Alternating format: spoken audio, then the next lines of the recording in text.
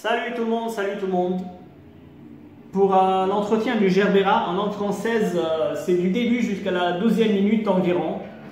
مرحبا اللي بده يتابع كيف يعتنوا بالجربرة باللغة العربية يتابع الفيديو من الدقيقة 12 للآخر تقريبا. Ok, là j'ai mis la caméra sur la plante parce que j'ai une seule plante et je veux qu'on la voit en fait. Ma tête on s'en fout. Là j'ai la couleur orange vermillon, j'en ai plusieurs couleurs, j'en ai du rose, du blanc, non le blanc je l'ai perdu, l'orange je l'ai perdu. J'ai le rose encore et je ne sais plus de quelle couleur. Bon, le rouge aussi, je l'ai. Ben là, on a toujours planté du gerbera, nous, hein. Même en Côte d'Ivoire où j'étais, là, au Liban où je suis actuellement.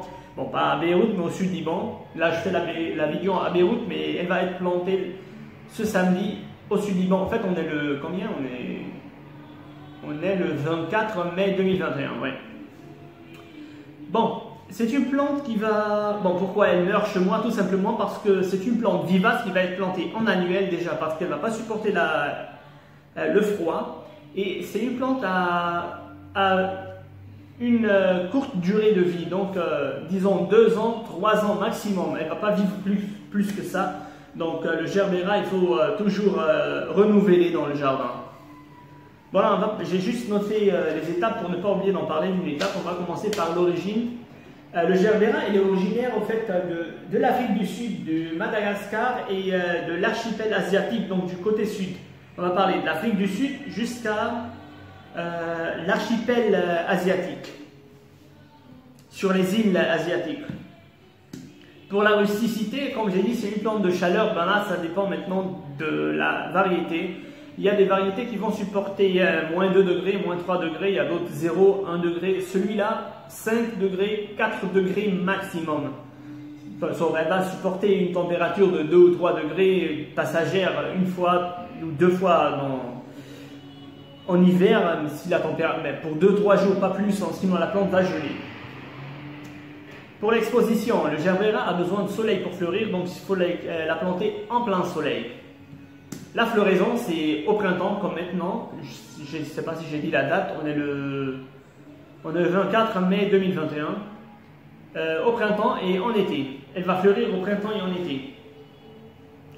Pour l'arrosage, écoutez, en hiver, pour l'arrosage, en hiver comme en été, si elle va rester en pot, il faut s'assurer tout simplement que la motte ou la terre ou le terreau devient sec à 2 ou 3 cm à la base avant d'arroser à nouveau. Si elle est toujours humide à la base, vers le haut, ne l'arrosez pas, c'est que la plante n'a pas besoin d'eau et si vous arrosez, vous allez faire pourrir les racines et faire tuer la plante, tout simplement parce qu'elle est très fragile aux maladies fongiques. Donc en pot, hiver comme été, assurez-vous que le sol soit sec à moitié ou à 3-4 cm avant d'arroser. En pleine terre, ça sera différent. En hiver, on ne va pas arroser, c'est normal parce qu'il va pleuvoir. Mais moi personnellement je ne les arrose pas, mais sauf si on a 15 jours sans pluie ou plus que 15 jours sans pluie, c'est normal, le sol va commencer à sécher, alors il faut arroser. Mais s'il pleut, n'arrosez pas. En été, même si elles sont en pleine terre, c'est une plante qui va, écoutez, c'est une plante qui va supporter un tout petit peu la sécheresse, mais pas trop. Moi je les arrose, j'ai un système d'arrosage automatique, je les arrose une fois chaque 4 jours environ, j'ai réglé ça une fois chaque 4 jours, mais parfois avant que j'installe mon système d'arrosage goutte à goutte, j'avais la plante, je l'arrosais une fois chaque 6-7 jours, hein, parce que moi je vais au sud une fois par semaine. Ok, à 7 jours déjà la plante elle va commencer à avoir un tout petit peu soif, mais elle va passer, elle va supporter. Mais de préférence en été, arrosez-la une fois chaque 4 jours si elle est en pleine terre. En pot, comme je vous ai dit, assurez-vous que le sol soit sec. Là. L'arrosage, bon, pour le sol, elle va pousser dans n'importe quel sol, un sol ordinaire mais bien drainé. Je vous ai dit, elle est fragile à la sécheresse, il ne faut pas la planter dans un sol où l'eau stagne, c'est pas bon. Donc n'importe quel sol, une terre de jardin, terreau universel, si vous avez trouvé du terreau spécial plante fleurie, c'est une plante qui va fleurir, donc ça sera idéal. en pot, hein, mais en pleine terre, on peut la balancer dans une terre de jardin, il n'y a pas de problème dans le jardin en fait. Mais en pot, un terreau spécial la plante fleurie, ça sera idéal, mais si vous n'avez pas trouvé n'importe quelle terre, ça passe. Hein. Il n'est pas négligent au niveau du sol. Pour le rempotage, inutile, s'il est en pleine terre, c'est inutile, tout simplement parce qu'en pleine terre, on ne va pas la rempoter. Mais en pot, comme ça, si bon là, l'état des racines, non, ça ne sort pas, ça va. La plante, dans un pot comme ça, je dirais, une fois chaque 1 an et demi, 2 ans, on peut la rempoter, mais même là, si vous êtes dans un gros pot, là, un tout petit peu plus gros que ça, c'est pas la peine, ne rempotez pas, tout simplement parce que la plante, de toute façon, dans 2-3 ans, elle va mourir. Donc c'est pas la peine. Le rempotage n'est pas vraiment nécessaire, sauf s'il est vraiment dans un tout petit peu, un tout petit pot. Je n'arrive plus à parler bien là. Un pot tout petit, voilà. On arrive où là? On est arrivé, le rempotage, j'ai parlé. L'engrais, c'est une plante qui va fleurir. Logiquement, on va utiliser un engrais spécial plante fleurie. C'est logique, c'est une plante qui va fleurir. Pour l'apport d'engrais, on va faire ça. Hop, j'ai cogné la caméra avec mon pied. Pour l'engrais, au printemps et en été, une fois par mois, un apport d'engrais, c'est un engrais liquide qu'on va mélanger avec de l'eau. Attention à la dose, il faut bien lire la fiche ou demander au fleuriste la quantité que vous devrez utiliser. Donc, comme j'ai dit, une fois par mois, une fois chaque 3 semaines, un apport d'engrais spécial plante fleurie au printemps et en été. Pour la taille, pas de taille nécessaire, c'est une plante qui n'a pas besoin de taille. On va tout simplement supprimer les fleurs qui ont fané comme celle-là. Je vais en profiter encore 2 jours et après, paf, je vais couper la ronde florale. Je ne veux pas la laisser faire des graines parce que j'ai pas envie de faire de semis. Je vais acheter la plante déjà prête. Là, donc la taille, c'est pas nécessaire. On va faire un petit nettoyage. On va retirer les feuilles secs. Comme j'ai une feuille sec là, j'ai une feuille ici qui est sec. Là voilà, je vais la retirer après. On va faire juste un petit nettoyage. Ce qui est mort, ce qui est jaune, et voilà, c'est tout. Pour la multiplication, on va faire ça par semis ou au printemps ou en automne. Ou alors par la division de la touffe si vous voulez, si elle est plantée dans un petit pot et après 1 an vous voulez parce qu'elle va vivre 3 ans environ. Donc vous l'achetez là, elle a 6 mois, 7 mois, on va la rempoter. On peut faire une division de la touffe au printemps donc parce qu'elle va faire des petits bébés. On a une, moi j'en ai déjà, si je vois bien, on a 1 et 2, il y a un petit bébé à côté. Donc on peut diviser et faire ça on peut planter ça dans une dans chaque pot. Mais c'est pas la peine, la division c'est pas la peine parce que de toute façon la plante sera plus belle quand elle sera multipliée. Et voilà, moi j'aime pas avoir des plantes n'importe quoi rikiki partout là. Mais en général faites du semis si vous voulez planter si vous voulez planter, multiplier la plante. Faites des semis, c'est mieux. Moi, je ne vais pas faire, j'ai pas le temps pour ça. Moi, je vais les acheter déjà prêts. Pour les maladies, voilà, je viens de détecter, et là, elle a disparu, mais je vais, là, voilà. Elle a disparu, là. Je vais chercher ça. En fait, c'est une alerode, j'ai détecté une alerode. Je ne sais plus où elle est. Bon, là je l'ai perdu, après je vais chercher ça tranquillement, bien sûr pour l'éliminer, pour la tuer. En fait, la plante, voilà, on va parler de la maladie, on ne va pas perdre de temps là. Elle sera fragile à la neurose, donc c'est des petits papillons blancs qui vont venir s'installer sur la plante et sucer la sève. La neurose est vraiment très dangereuse, tout simplement, elle est très résistante aux pesticides, même si vous voulez utiliser un pesticide. Moi, je déconseille les pesticides, je suis contre les pesticides. Et elle va se multiplier vraiment très rapidement. Donc, si vous avez des aleroses que vous n'avez pas éliminées, d'ici 1 mois, la plante sera complètement infestée et là, elle pourra mourir. Donc, les petits papillons blancs, là, les aleroses, dès que vous les détectez, écrasez-les ou alors avec un scotch, on va les capturer pour ne pas qu'ils se multiplient sur la plante. et pour ne pas utiliser du pesticide. Et même si vous utilisez du pesticide, il est vraiment très résistant, il ne va pas mourir la première fois, donc il faut utiliser plusieurs fois. On a aussi les pucerons. Les pucerons, c'est facile, il n'y a pas de plus facile. Hein. Du savon noir, n'importe quel savon, du savon liquide, on va mélanger avec de l'eau et pulvériser une bonne fois et une seule fois. En 15 minutes, les pucerons, c'est terminé. Et comme j'ai dit, la plante, elle est fragile à l'humidité, donc faites attention à l'arrosage et au botrytis. Bon là, j'ai pas de botrytis, mais j'avais des plantes avec l'excès d'arrosage et sans l'air qui va circuler avec beaucoup de feuilles. Il faut retirer vraiment les feuilles qui sont jaunes et malades et tout pour libérer la plante. Il faut que l'air circule entre la plante et il faut que le vent pénètre et la lumière pénètre. Sinon, vous allez avoir du botrytis. C'est des pourritures, vous allez voir la feuille a commencé à pourrir ou les fleurs à la base commencent à pourrir, c'est de la pourriture. Elle attaque souvent les fraises aussi, les fraises sont beaucoup attaquées par le botrytis. Bon, à part ça, il n'y a pas... Pour les maladies, ça va, hein, ça va. Mais ce sont la leurraude et le puceron et les botrytis au fait qui attaquent la plante et les maladies fongiques. Bon, là, je pense que j'ai tout dit de la plante, hein. Je pense que c'est tout. Voilà, bon. En fait, si vous voulez planter, si vous voulez faire un décor dans votre jardin à long terme, un parterre fleuri par exemple, n'utilisez pas du gerbera, tout simplement. Elle n'a pas une longue longévité, c'est ça on dit, une longue durée de vie.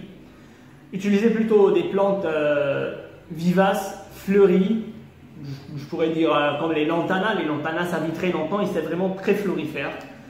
Sauf si vous voulez changer chaque année, alors ok. Mais si vous voulez planter quelque chose qui va durer, éloignez-vous des gerberas. Même si c'est une plante annuelle, même si c'est une plante vivace, elle ne va pas vraiment trop durer. Hein.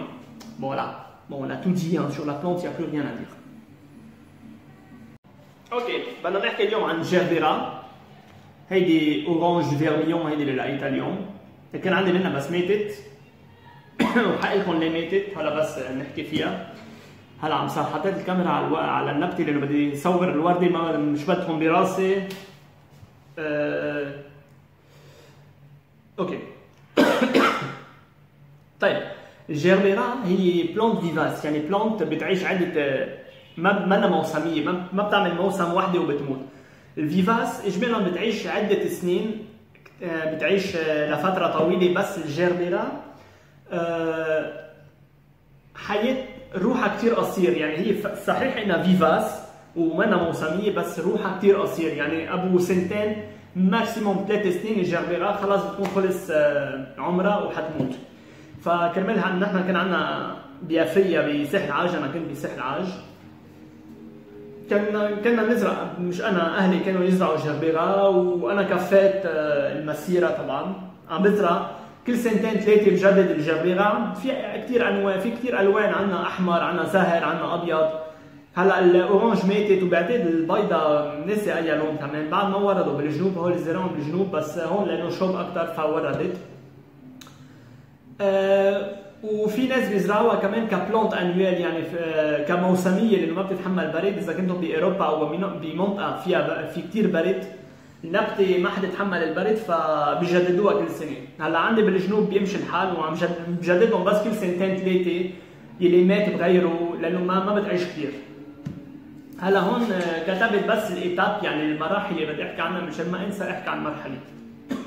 اوريجين، بدنا نحكي عن الاوريجين. اصلها للنبته، النبته اصلها، هيدي نبته اصلها من جنوب افريقيا الجنوبيه بالاحرى، ومدغشقر والجزر الارشيبيل ازياتيك، يعني الجزر تبع اسيا. يعني عم نحكي عن نبته جنوبيه، يعني بتطلع من جنوب افريقيا للارشيبيل الازياتيك، للجزر الاسيويه، لانه هيدي النبته بتحب الشوب. روستيسيتي، تحملها للبرد حسب الانواع. عندنا انواع جربيرا بدها بتتحمل 2 تحت الصفر، 1 تحت الصفر، في منه 3 تحت الصفر بهيدا الحدود.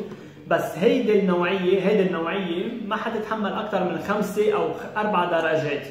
هلا عندي بالضيعة مزروعهم بجنوب لبنان على 700 متر، واوكي مزبوط انه مرتين او 3 بوقت الشتاء بتمرق عواصف بتوصل الحرارة بين 1 و2 اوقات صفر، بس لفترة كثير قصيرة، عم نحكي عن 2 3 4 ماكسيموم.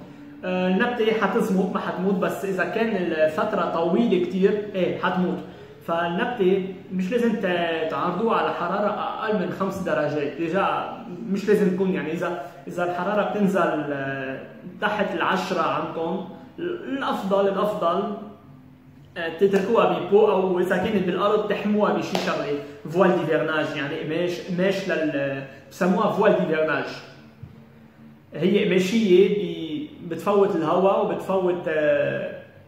وبتفوت الضوء، وبنفس الوقت بتحمي النبتة. اكسبوزيسيون مطرح ما لازم نزرعها. الجربيرة بتنزرع تحت الشمس، مش بالفاي ابدا كرمال وردتها. اذا بدكم اياها تعمل ورد تحت الشمس. فلوريزون امتى بتعمل وردتها؟ هلا حسب المناطق. الجربيرة حتعطينا ورد بالربيع وبالصيفية. هلا هون بلشوا، عندي بالجنوب ما بلشوا، بس ببيروت بلشوا. اروزاج لسقاية. هلا اذا كانت ببو بالشتاء او بالصيفيه بدكم تتاكدوا دائما انه الارض بلشت تيبس تقريبا على 2 او 3 سم من الارض، او 4 سم على النص تقريبا قبل ما ترجعوا تسقوا. اذا كان الارض بعدها رطبه من فوق ما تسقوا، يعني الارض ما بدها مي اذا جيتوا سقيتوا حيصير عليها زياده مي. والجربيرة كثير حساس على الامراض الفطريه، حتخلقوا امراض فطريه على الارض، حتقتلوا الشروش والنبته حتموت. فانتبهوا من هذا الموضوع. اذا كانت بقلب الارض بالجنينه بيختلف الموضوع. بالشتويه ما تسقوا ابدا لانه عم تشتي والنبته حتنسقى. او اذا صار لها فتره طويله ابو جمعتين 3 ما شتت، اوكي الارض بدها تبلش تنشف، ساعتها بدنا نرجع نسقي. هلا انا شخصيا ما بسقيهم بالمره ابدا، بس هيدا عم بحكي عن حسب المناطق. فانتم بتعرفوا قد ايه بتشتي عندكم وقد ايه ما بتشتي. هلا بالصيفيه انا حاطط سيستم لاوزاج، برجلجها بالصيفيه لانه شوب، برجلجها تقريبا كل 4 ايام لانه بالارض. بس قبل ما اجيب السيستم الاروزاج تاعولي، قبل ما سيستم الجوتاجوتي اللي بيسقي لحاله، قبل ما اجيبها كان عندي جربيرة. كان انا بطلع مره بالجنوب بالصيفيه، مره بالجمعه على الجنوب بالصيفيه، بسقيها كان مره كل 6 ايام، مره كل 7 ايام. اوكي بعد 6 ايام بيجي حلاقي انه النبته بلشت تدبل شوي، بس بتزمط. هيدي النبته بتطلع بمناطق مثل ما عم نحكي عن جنوب افريقيا، يعني مناطق فيها شوب ومناطق ما فيها كثير مي، فبتتحمل شوي العطش بس مش بكثره. يعني ما تتركوها جمعتين، بعد جمعتين اذا جيتوا اكيد حتلاقوها ميته، بس ممكن تتحمل 5 ايام 6 ايام ماكسيموم 7 ايام بلا مي، اوكي، بس مش اكثر من هيك. السول يعني الارض. هيدي نبته فيكم تزرعوها وين ما كان، ما في ولا اي مشكله، بس قلت لكم حساسه على المي، فما تزرعوها بمنطقه مطرح بالجنينه بتضل فيها مي. زرعوها بمحل بالجنينه بس بعيد عن المي، حيلا ارض. هلا اذا بدكم تحطوها بالبو ساعتها بيختلف الموضوع. بتجيبوا دائما تيرو سبيسيال بلانت فلوري، يعني تيرو خصوصي، يعني تراب خصوصي للورد، لانه هيدي النبته حتعطينا ورد. بحال ما لقيتوا فيكم تستعملوا تيرو يونيفرسال، فيكم تستعملوا تراب الجنينه، ما في ولا اي مشكله. رامبوتاج كيف بدنا ننقلها؟ هلا اذا بدكم تحطوها بالارض ما في مشكله، ما حنرجع ننقلها لانه اصلا بالارض ما في لزوم. بس اذا بدكم تتركوها ببو، هلا بهيدا البو ممكن ضاين 2 سنين فيها هيدي، اصلا الشروش لما طلعوا، فبعتقد بهيدا البو ما في لزوم ننقلها. بس اذا كانت ببو اصغر بهيك ساعتها بدكم تنقلوها لبو اكبر. اول ما تشتروها، لانه ما حيقلكم بعد 2 او 3 لانه اصلا بعد 2 و3 النبته حتموت لانه ما بتعيش كثير، فما في لزوم اصلا ترجع تنقلوها اذا كان بهيدا الحجم. الغامبوتاج، حكينا عن الغامبوتاج. الانغري كيف بتغذوها للنبته؟ طبعا هيدي النبته حتعطينا ورد، فبنستعمل انغرين ليكيد سائل بيخلطوه مع مي. انتبهوا دائما على الدوز تاعولها، اسالوا البياع قد بدكم تحطوا الكميه. انغري سبيسيال بلون فلوري لانه هيدي النبته حتعطينا ورد، يعني خصوصي للورد. بالربيع وبالصيفيه مره بالشهر بيكفي، مره بالشهر بيكفي. طيب تشحيل، هيدي نبته منا بحاجه لتشحيل، بس بدنا نقص الورده من تحت، بس بتخلص مثل هيدي هلا بعد يومين بدي اقصها من تحت لانه ما بدي اياها تعمل بذر، لانه النبته بس بتبلش تعمل بذر تسحب كل الغذاء لتعمل بذر بتبطل تعمل ورد. لا انا ما بدي، انا اشتريتها مش من شان البذرات، انا اشتريتها كرمال الورده فحقصها. وبدنا نشيل كل شيء يابس، مثل هيدي الورقه مثلا، عندي ورقه هون يابسه، هيدي اكيد بدنا نشيلها، بنعملها تنظيفه، شيء اصفر بنقصها، شيء مريض بنقصه، يعني ما بدها تشحيد بس بدها تنظيفه. ملتيبليكاسيون كيف نكتر منها للشتله؟ طبعا بذر فيكم تعملوها بالربيع او بالخريف، او ساعتها اذا كانت بيبو صغير وبدكم تنقلوها، هي بتعمل بيبيات حدها، مثل هون انا عندي هون بيبي صغير طالعه. فيكم تعملوا ديفيزيون، يعني بترجع بتفسخوا منها وبتزرعوها بكل وحده بيبو، بس انا بفضل لا، لانه انا بحب، لانه بهيدا البو ممكن بعد سنتين تصير عبيه بتعبها منيح، ساعتها بتعطيني كميات ورد اجمل، بلا ما تكون هيك وحده بوحده مش حلوين بك، وحده صغيره هيك بيبو منا حلوه، لما يعني الاستيتيك تاعولها منا حلوه، بس اذا كانت معبيه اجمل. فانا ما بعمل لا، اصلا بدي احطها بقلب الارض، ما حيتركها بالبو. واصلا ما في لزوم، يعني اصلا بعد سنتين ونص 3 بدها تموت الشتله، ما في لزوم ترجع تفرخوا. روح اشتروا نبته جاهزه خالصه، في كثير الوان منها.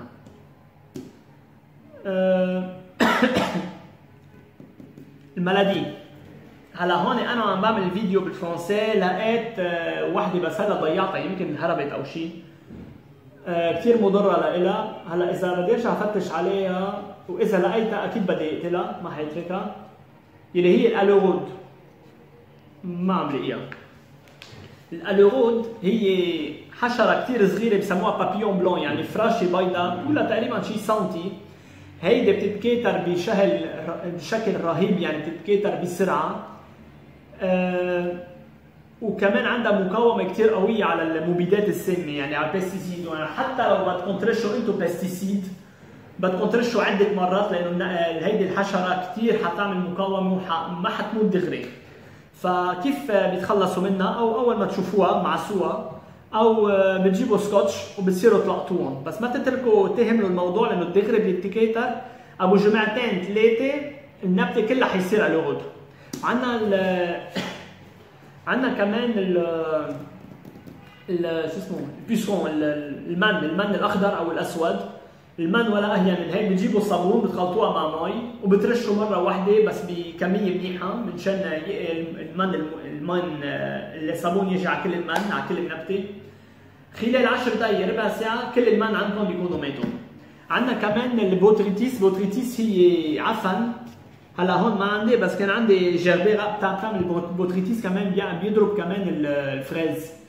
اذا بتلاقوا فريز، اذا بتروحوا بتجيبوا السوق فريز بالسوق بتلاقوها معفنه هيك، عامله مثل عفن على الفريز، هيدي البوتريتيس. هيدي كيف تخلق البوتريتيس؟ هلا بالضيعه كان عندي وحده فيها بوتريتيس، طبعا نظفتها. بوتريتيس بتجي لما ما بيكون في لا ضوء على الشتله ولا هواء عم بتفوت، يعني بتكون كثير معجقه.